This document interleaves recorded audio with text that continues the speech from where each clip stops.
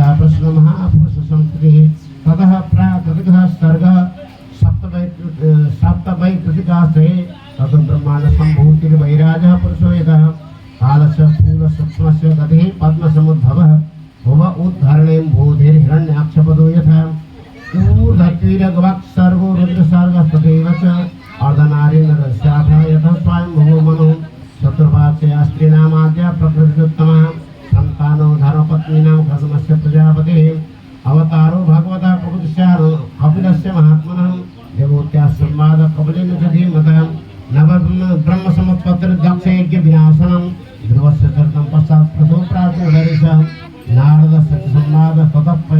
प्रयव्रतं द्विजाः नावे ततो चरितं शिवस्य भरतस्य च द्वीपवर्षसमुद्राणां गिरिनद्युपवर्णनं ज्योतिश्चक्रस्य संस्थानं पाताल नरकस्थितिः दक्षजन्मप्रतीतुभ्यस्तत्पुत्रीणां सन्तति यतदेवासुर नरास्तिरिं नगहवादयः वाष्टकस्य जन्मनिधनं पुत्रस्य द्वितीयः दैत्येश्वरस्य चरितं प्रह्लादस्य महात्मनः